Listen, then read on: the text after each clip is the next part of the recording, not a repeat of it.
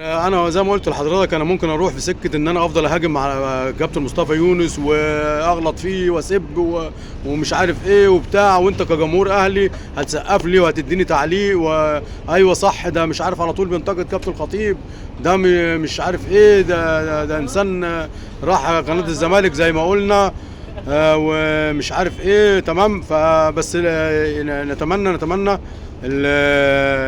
يا جماعه نبص على الجانب الانساني. ما تعرفش كابتن مصطفى يونس، والله العظيم انا ما يعرفني الراجل، بس انا بتكلم في حته انسانيه. فجايز من كابتن مصطفى يونس ظروفه يا جماعه مش كويسه. السلام عليكم ورحمه الله وبركاته. احبائنا الكرام، اسعد الله اوقاتكم اينما كنتم. يتجدد اللقاء والموعد مع حضراتكم، وعايزين نتكلم على الموضوع. يعني الموضوع ده عمال يكبر وعمال يبوخ وكده، هو اللي هو الموضوع بتاع كابتن مصطفى يونس وكابتن محمود الخطيب.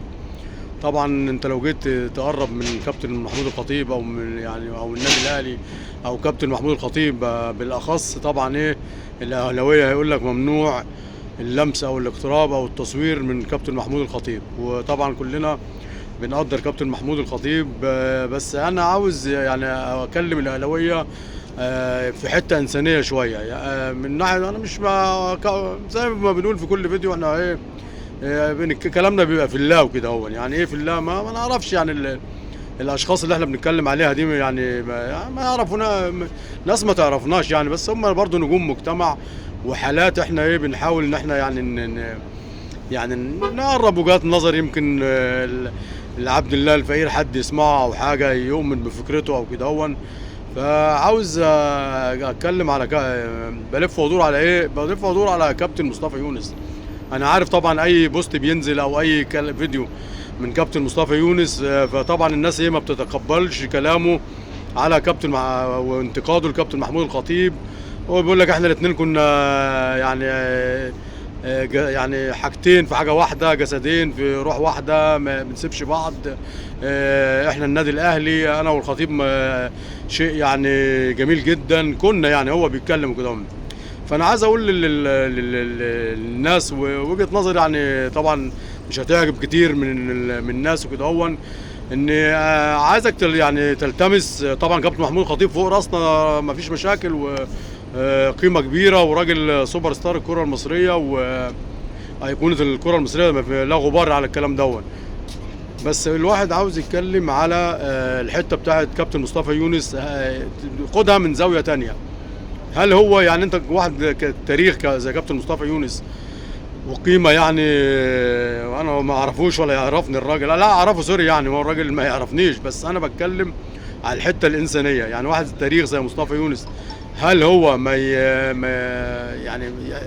يزعلش مثلا ان هو ملوش دور في النادي الاهلي؟ كابتن محمود الخطيب ما يشوفلوش مثلا اي سوري يعني اي مجال في عمل تدريبي في الناشئين انا بتكلم، بس عايز اتكلم على الحته دي بس.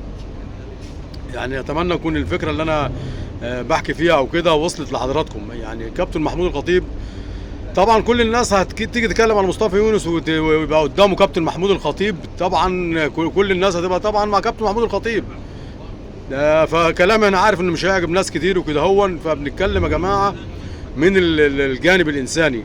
شوف تمام، بتكلم على حته الجانب الانساني. طب هل انت مثلا ممكن اقول لك تحط نفسك جنب كابتن مصطفى، يعني بدل من كابتن مصطفى يونس، ان هو الراجل مثلا بيشوف مثلا، خلينا نقول برضو كان زملاء في الملعب وكده، هو كابتن مصطفى عبده ليه برنامج، وبيقول لك طبعا اسامه حسني اللي هو واخد بنت الخطيب ليه برنامج، ولو ان ما كانش ايه من الزمن بتاعهم او من الجيل بتاعهم. بس خلينا نتكلم على ايه الناس اللي هي، وناس كتيره خدت فرص، شادي محمد وشوبير وايمن شوقي. تمام. فالراجل يعني بيتكلم ان هو ليه مثلا ما بيوصلوش، او يعني الراجل يعني ما اعرفش، جايز طلبها بالبق او ان هو يعمل في النادي الاهلي او كده. هو طب ماشي، طب ليه مثلا يعني كابتن محمود الخطيب ما يشوفش مثلا يعني كلمه يعني بايخه وبتاع، بس يعني انا يعني خليني اقولها، ولا بايخه ولا حاجه، شغل مثلا لكابتن مصطفى يونس في النادي الاهلي. اصل هو راح قال لي انا ابيع ابويا عشان الفلوس ومش عارف، ولبس تيشيرت نادي الزمالك وراح قاعد في قناه الزمالك. وخلينا برضو يا جماعه يعني كابتن محمود الخطيب لا غبار لا غبار، فاهمني، عم الكوره و تمام ايقونتها زي ما احنا قلنا. بس انا بتكلم على الجانب الانساني يا جماعه. هو الراجل يمكن مش بدافع عنه ولا حاجه. انا طبعا كابتن محمود الخطيب وكابتن حسن شحاته والناس القامات الكبيره دي ولا كلمه. تمام. فانا عايز اقول ليه مثلا كابتن محمود الخطيب مثلا في مجال زي ما قلنا يمسك قطاع الناشئين مصطفى يونس، يبقى ليه حاجه في التلفزيون في قناه الاهلي يعني. تمام. فايه المشكله يعني؟ تمام. هل دي مشكله؟ يعني مثلا الراجل بيدور على ان هو مثلا عاوز يشتغل. الراجل يعني هو اي حد، الطفل الصغير او البني ادم اللي هو الصغير في السن مثلا وكده، ما هيقول يعني بيبقى فاهم ان كابتن مصطفى يونس طب يعني هو عمال مثلا ينتقد كابتن محمود الخطيب او الناس اللي بتشتغل في النادي الاهلي او كده. هو تمام بينتقدهم ليه؟ ما هو اكيد بينتقدهم راجل عاوز ليه انا ما بيبقى كمصطفى يونس ما يبقاش ليا دور في النادي الاهلي.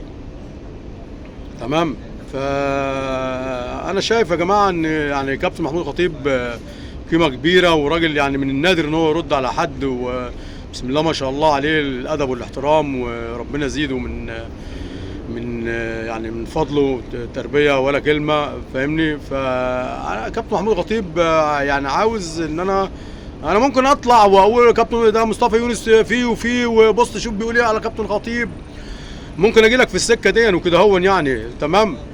ده بيشتم على الخطيب، ده مش عارف يعملوا فيه، ده اشتموه، ده مش ازاي يتكلم على رمز من رموز الكره المصريه ورمز النادي الاهلي، واروح لك في السكه دي وهجيب معايا ناس في المشاهدات، وهجيب ناس معايا تشتم فاهمني، وناس بتجامل اللي تشتم تمام. فممكن اخش اجي لك من السكه دي.